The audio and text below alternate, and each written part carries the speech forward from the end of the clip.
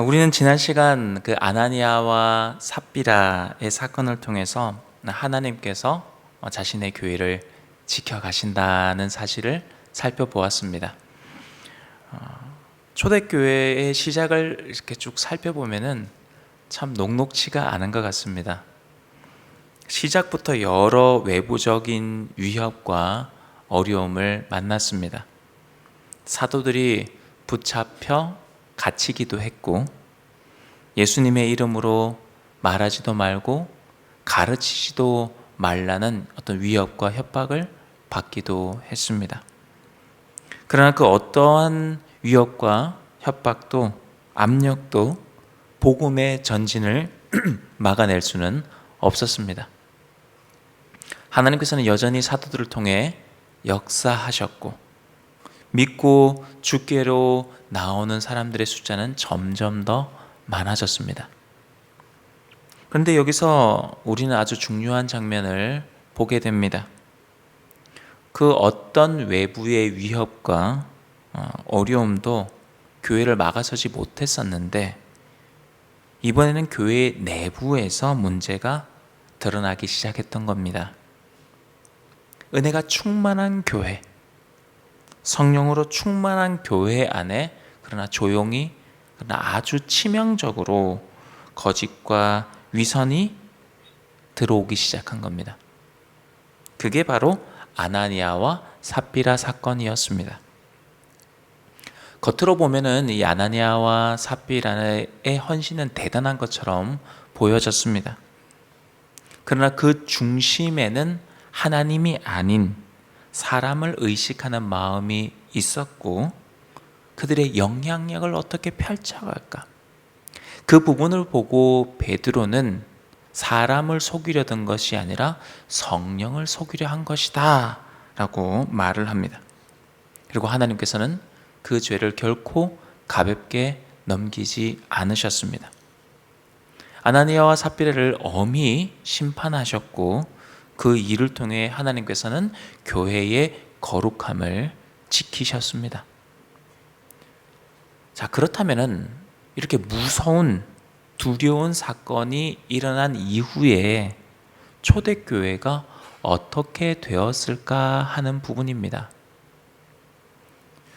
어떠했을까요? 우리가 일반적으로 그냥 본문을 다 봐서 알겠지만, 초대교회의 그 상황을 생각해 본다면은 아나니아와 삽비라가 죽었다는 소문이 퍼지니까 사람들은 교회를 무서워하고 두려워하고, 그래서 함부로 가면 안 되겠다, 그렇게 교회를 멀리하지 않았을까?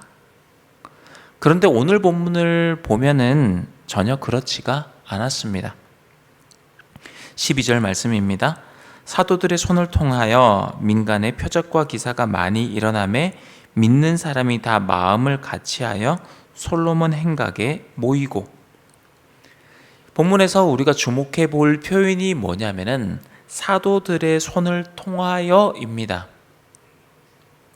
표적과 기사가 아무에게서나 막 일어난 게 아니었습니다.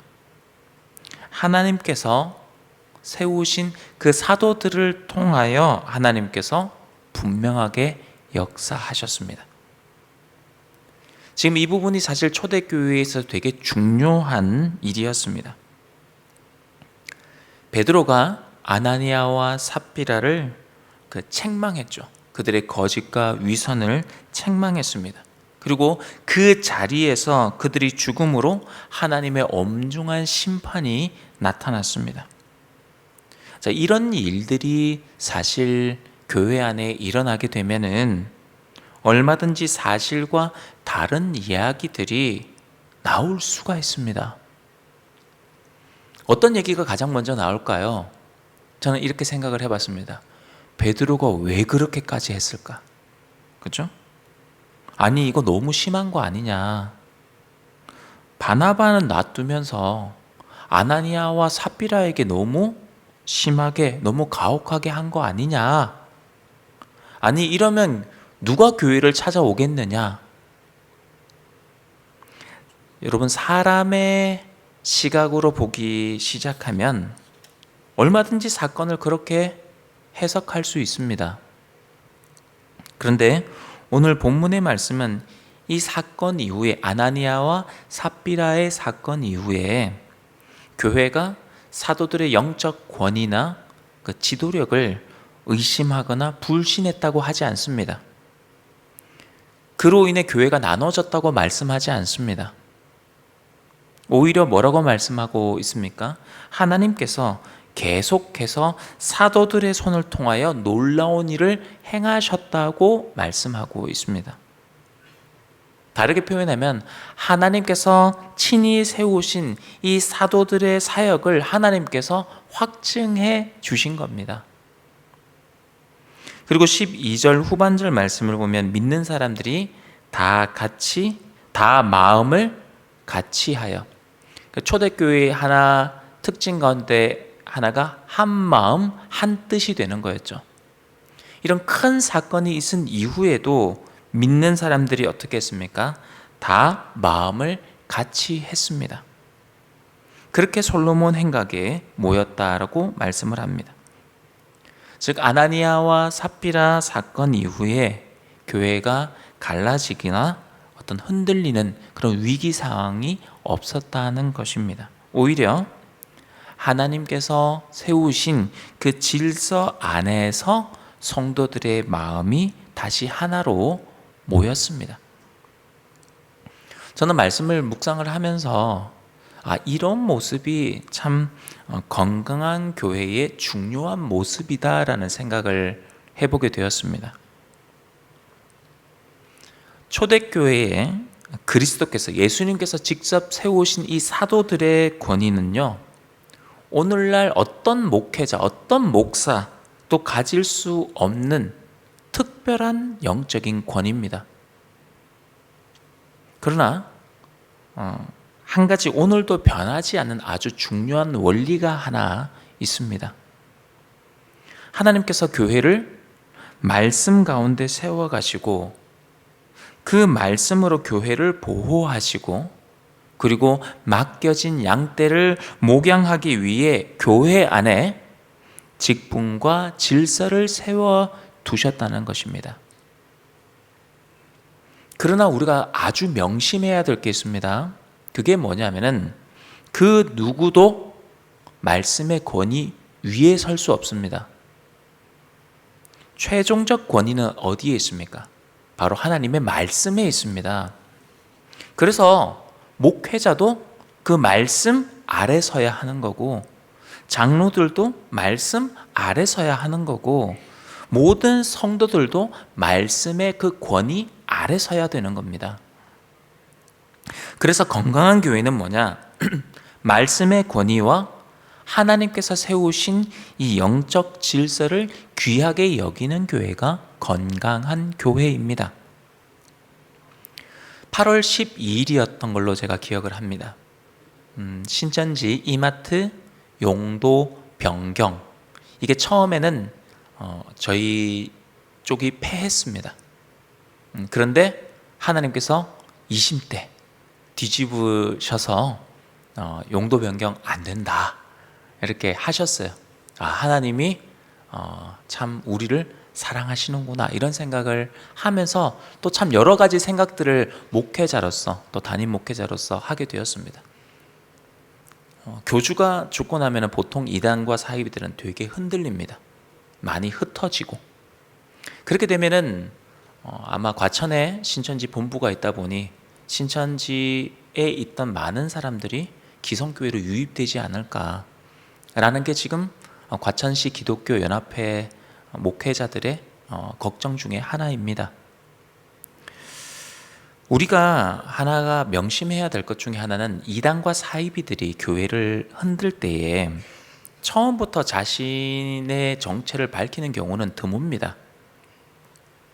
먼저 어떤 밑작업을 하느냐 하면은 성도들이 교회를 불신하게 만듭니다. 그리고 말씀을 가르치는 영적 지도자들의 그 지도력을, 영적 권위를 의심하게 만듭니다. 그리고 난 다음에 어떤 걸 주입을 시키느냐, 꼭 이 교회에서 배워야 되겠느냐, 네가 직접 보고 듣고 판단해봐라. 이런 생각을 계속 심어줍니다.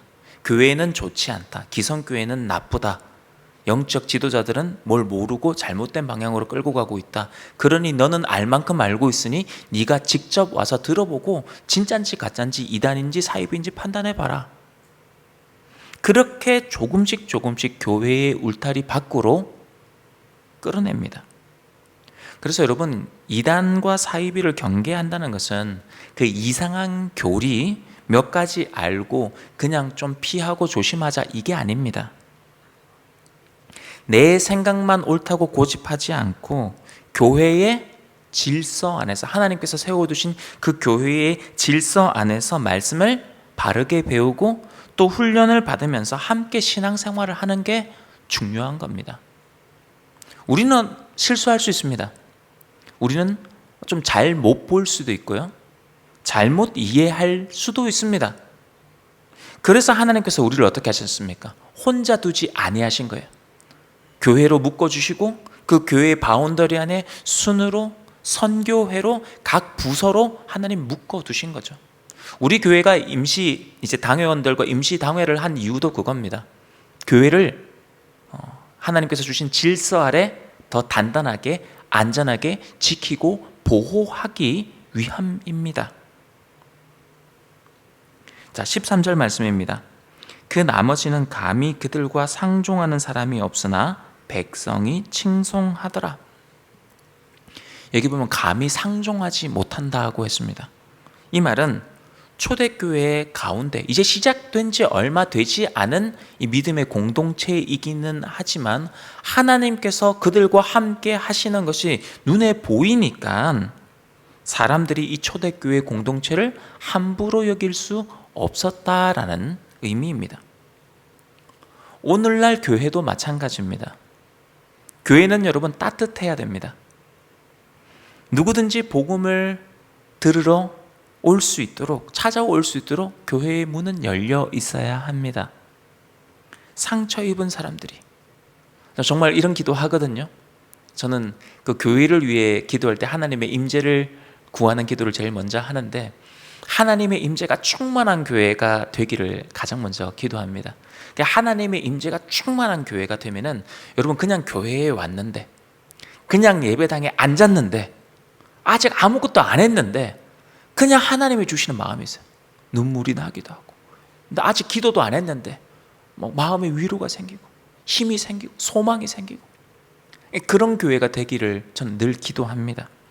그래서 상처 입은 사람들이 교회로 누구나 와서 하나님의 그 만져주심, 위로하심을 경험하고 죄인이 예수 그리스도의 은혜를 경험할 수 있어야 합니다.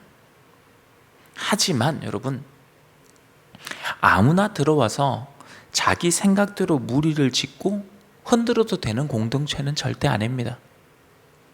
우리 교회 개척, 우리 원로 목사님 하셨을 때 딱 세우던 우리 교회의 그 방향성이 있었습니다. 사랑스러운 교회, 가족 같은 교회입니다. 여러분, 그런 교회라고 해서 질서 없이 아무렇게나 해도 되는 교회, 그런 의미는 아닙니다. 건강한 교회에는 따뜻한 사랑과 함께 거룩한 질서가 있습니다. 모두가 자기 목소리를 높이는 교회가 아니라 모두가 하나님의 말씀 앞에 자신을 겸손히 낮추는 교회가 되어야 합니다. 하나님께서 세우신 이 영적인 질서를 존중하고 한 마음으로 하나님의 말씀을 따라가는 교회, 그런 교회가 건강한 교회이고 우리 과천 약수교회가 그런 교회가 되기를 소망합니다. 14절 말씀입니다. 믿고 주께로 나오는 자가 더 많으니 남녀의 큰 무리더라. 자, 놀라운 것은 하나님께서 이 교회의 거룩함과 질서를 엄히 세우셨을 때 교회가 위축되거나 사람들이 떠나간 것이 아니었습니다. 오히려 어떠했습니까? 믿고 주께로 나오는 사람들이 더 많아졌습니다. 이어 15절과 16절 말씀을 보면은 하나님께서 초대교회 가운데 어떻게 역사하고 계시는지 너무나도 분명하게 나타납니다. 병든 사람들이 고침을 받았고 더러운 귀신에게 괴롭힘을 받던 사람들이 온전하게 회복을 얻습니다. 그리고 16절에 이렇게 말씀을 합니다. 마지막에 다 나음을 얻으니라. 다 나음을 얻으니라. 얼마나 아름다운 모습입니까? 전 이 말씀 읽을 때 아멘 몇 번이나 했는지 모르겠습니다. 근데 여러분, 이렇게 아름다운 모습이 나타나고 있는데, 그런데 17절 말씀을 한번 보십시오. 대제사장과 그와 함께 있는 사람, 즉 사두개인의 당파가 다 마음의 시기가 가득하여 일어나서, 하나님의 역사가 너무나도 분명하게 나타나고 있는데, 지금 대제사장과 사두개인들의 마음에 가득한 것은 감사도 아니고 하나님을 향한 어떤 경외심도 아닙니다. 그들의 마음의 중심에 자리 잡고 있는 마음은 뭡니까? 시기심이죠. 시기심. 여기는 우리의 시기심의 뿌리를 보게 됩니다. 종교 지도자들이 지금 시기하게 된 이유가 무엇입니까? 단순히 어떤 질서의 문제나 신학의 문제만은 아닙니다. 복음이 열매를 맺고 있었고 사람들이 주님께로 돌아오고 있었습니다. 하나님께 영광을 돌리고 있었습니다. 그런데 이 사람들의 관심이 사도들에게로 향하기 시작하고 예수 그리스도의 복음이 힘을 얻어갈수록 이 종교 지도자들은 어떤 생각을 하게 되었냐? 자신들의 자리와 영향력이 흔들린다고 그들은 생각을 했습니다.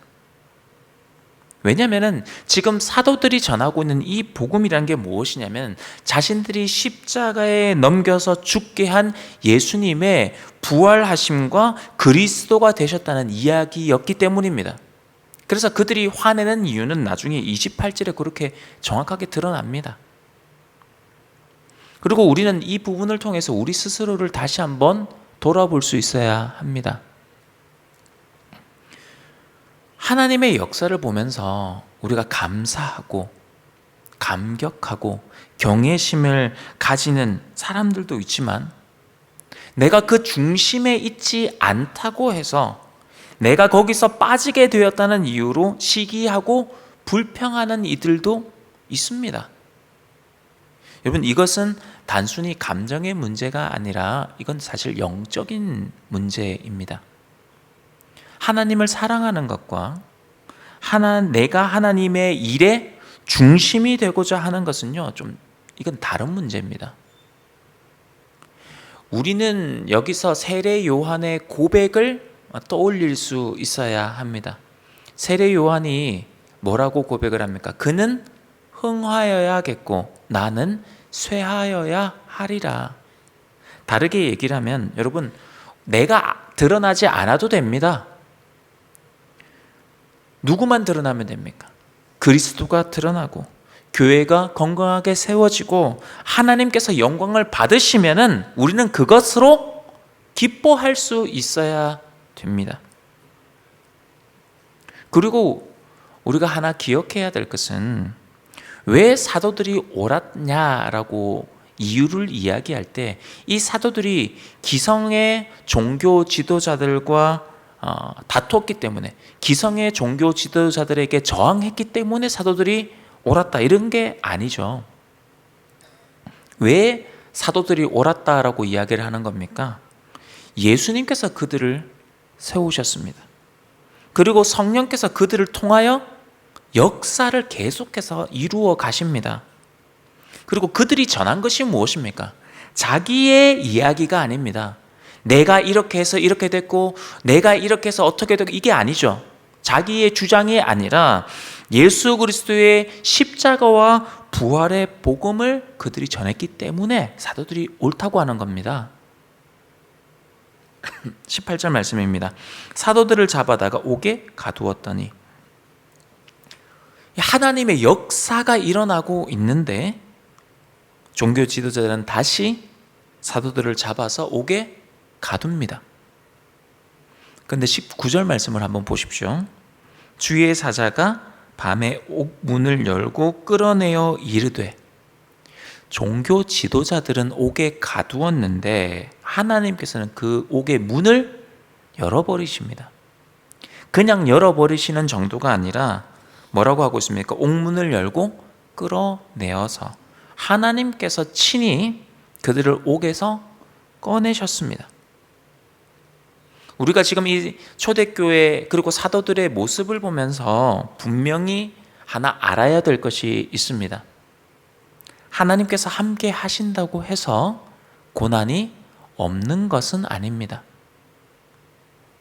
성령으로 충만하다고 해서 모든 길이 다 평탄한 것만은 아닙니다. 사도들은 어떻겠습니까? 분명히 하나님의 말씀에 순종함으로 하나님의 뜻을 따라서 복음을 전하고 있었습니다. 그런데 그들은 다시 붙들려서 옥에 갇혔습니다. 그러나 여기서도 하나가 우리 기억해야 할 것은요, 하나님이 닫으시면 열 자가 없고 하나님이 여시면 닫을 자가 없는 겁니다.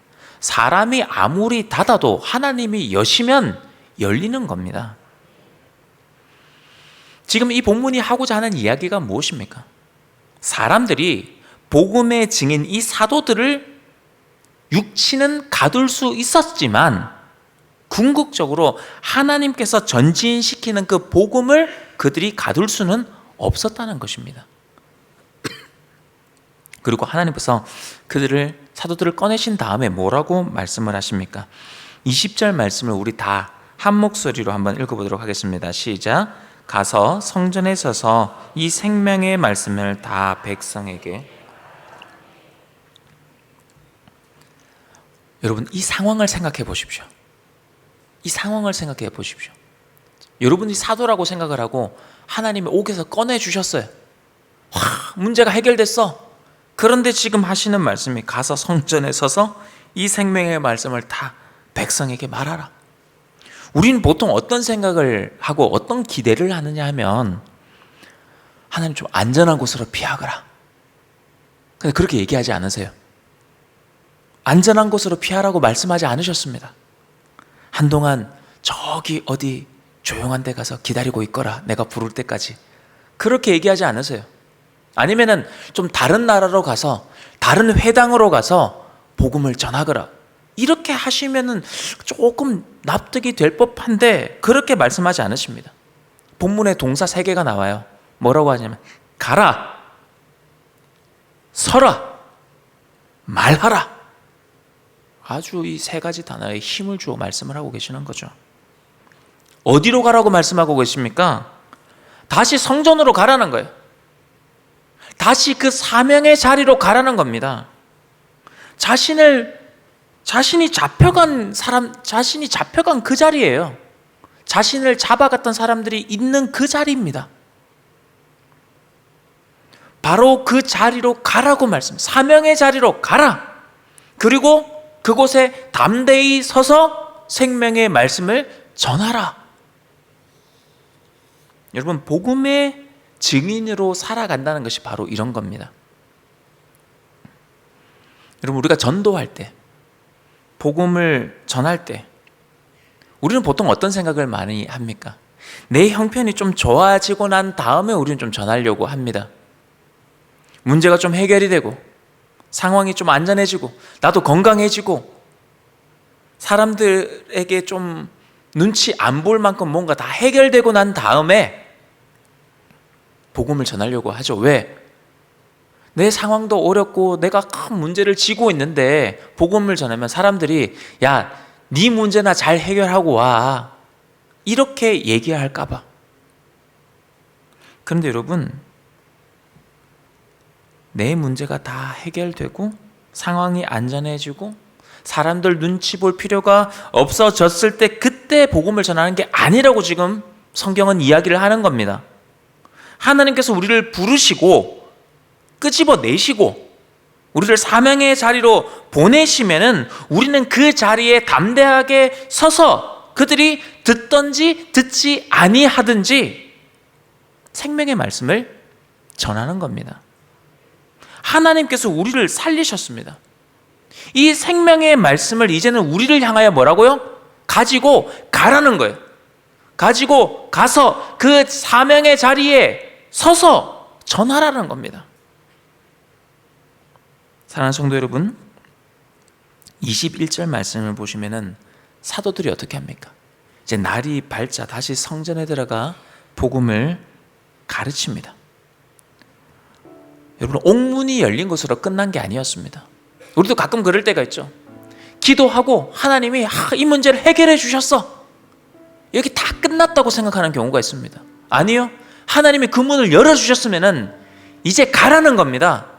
전하라는 겁니다. 여러분, 교회의 승리는 반대하는 사람을 이기는 데 있는 게 아닙니다. 사람이 막아도, 길이 막혀도, 어려움과 핍박이 찾아온다 하더라도 생명의 말씀이 멈추지 않는 것, 여러분, 그게 바로 교회의 승리입니다. 바라건대 우리 과천 약수교회가 사람의 이름이 아니라 오직 예수 그리스도의 이름을 높이고, 어떤 상황 속에서도 가서 담대하게 서서 그 생명의 말씀을 붙들고 전함으로 하나님의 영광을 드러내실 수 있는 승리하는 교회가 되기를 주님 이름으로 축복합니다. 우리 시간 말씀 생각하시면서 합심하여 기도하기를 원합니다. 하나님, 우리가 말씀의 권위와 그 교회의 질서를 존중하며 가정과 일터와 삶의 자리, 하나님이 보내시는 그 사명의 자리에서 예수 그리스도의 생명의 복음을 담대히 전하는 증인들이 되게 하여 주옵소서. 우리 함께 기도하시겠습니다. 하나님 아버지, 이 시간 우리의 생각과 고집을 내려놓고 하나님의 말씀 앞에 겸손히 서기를 소망합니다. 주님께서 세우신 교회의 질서를 귀하게 여기며 우리가 한 마음으로 믿음의 공동체를 세워가는 저희들 되게 하여 주옵소서. 가정과 일터와 우리가 살아가는 삶의 모든 자리, 그 사명의 자리에서 우리가 생명의 말씀 예수 그리스도의 이 복음을 담대히 전하게 하여 주옵소서. 어떤 어려움 속에서도 복음을 부끄러워하지 않게 하여 주시고, 주님께서 보내신 그 사명의 자리로 가서 담대히 서서 생명의 말씀을 전할 수 있는 충성스러운 증인들 되게 하여 주시옵소서. 사랑이 많으신 우리 주 예수 그리스도 이름으로 기도하옵나이다. 아멘.